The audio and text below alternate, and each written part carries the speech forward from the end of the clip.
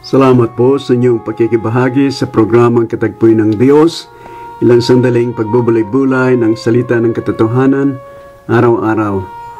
Ng ating pong pagbubulay-bulay ang paksa ngayon ay pinamagatan kong tagumpay kay Kristo. Babasahin ko po sa inyo ang sulat ni Pablo sa mga taga-Korinto, sa ikalawang Korinto, kabanatang 2, talatang 14 hanggang 17.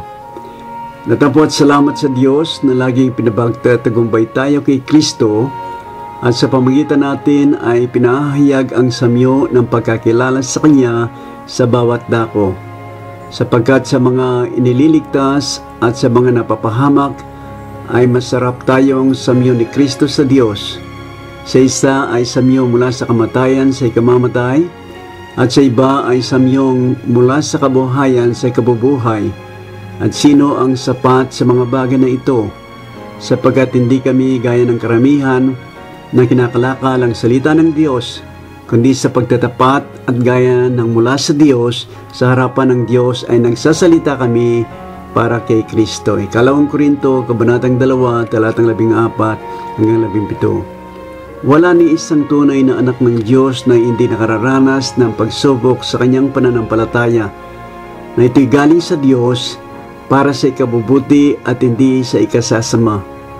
Ang sabi ni Apostol Pedro sa kanyang unang sulat, kabanatang 1, talatang 6 at 7 ay ganito, na ito ang inyong totoong ikinagagalak, bagamat gayoy sa sandaling panahon kung kailangan, ay pinalumbay kayo sa mulit-muling pagsubok, upang ang pagsubok sa inyong pananampalataya na lalong mahalaga kaysa ginto na nasisira, bagamat ito'y sinusubok sa pamagitan ng apoy, ay masusumpungan sa ikapupuri at ikalululahati at ikararangal sa pagpapakahayag ni Jesucristo.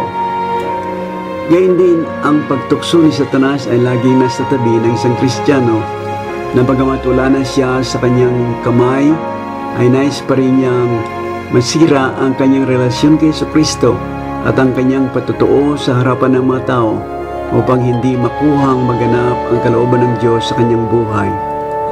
Kung kaya't ang bawat Kristiyano ay kailangan lumago sa salita ng Diyos, na siyang tabak ng Espiritu at kalasag ng pananampalataya, na siyang ipapatay sa lahat na nagniningas na suluigi ng masama. Noong tuksoy ni Satanas ang ating Panginoon Kristo sa ilang, ang ginamit na pananggalang ng Panginoon Jesus ay ang salita ng Diyos na nasusulat sa lumang tipan ng banal na kasulatan, kung kaya't nakuha niya magtagumpay. Ang mga salita mo ay aking itinago sa aking puso upang wag akong magkasala laban sa iyo, sabi ng salmistang si David. Mga awit, kabanatang 11 o 119, talatang 11. Hindi natin kailanman maiiwasan ang pagtukso ni Satanas habang tayo nabubuhay sa sanlibutan.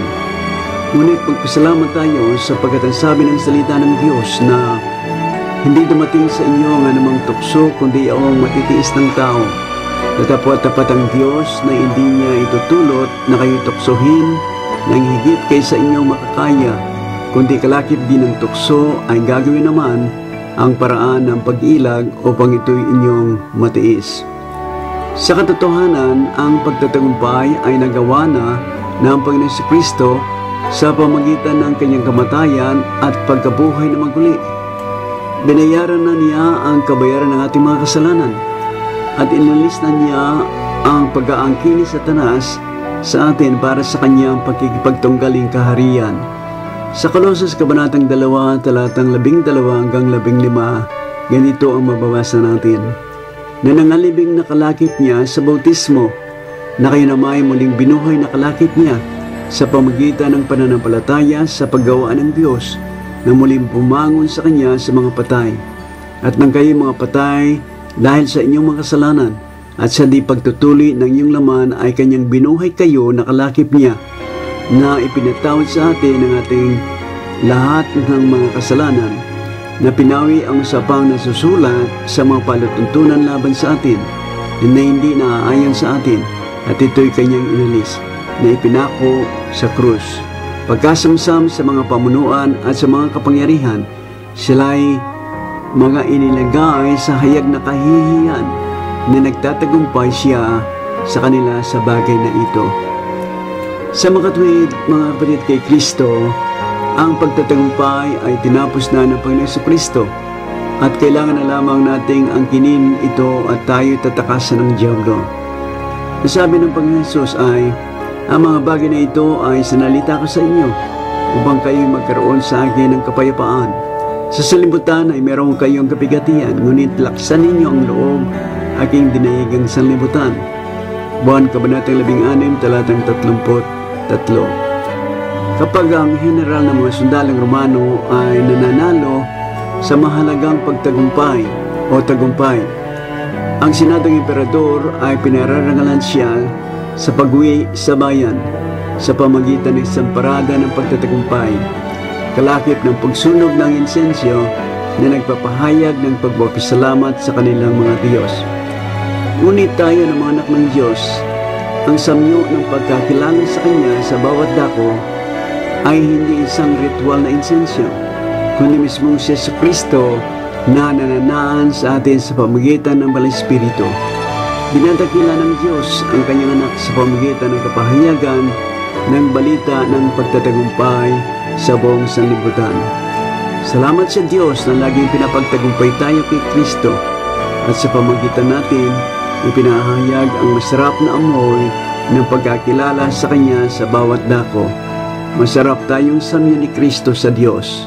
Pagpalain kayo ng Diyos at tayo manalangin.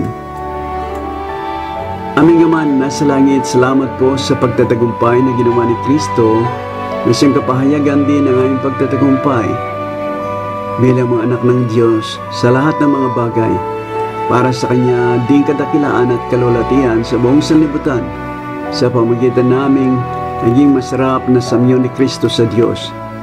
Naway ang nananaang Espiritong Banal sa amin ay mapuspos kami ng Kanyang kapangyarihan alang-alang sa aming patuloy na pagtatagumpay sa lahat ng mga bagay sa ngalan ng Panginoon Jesus.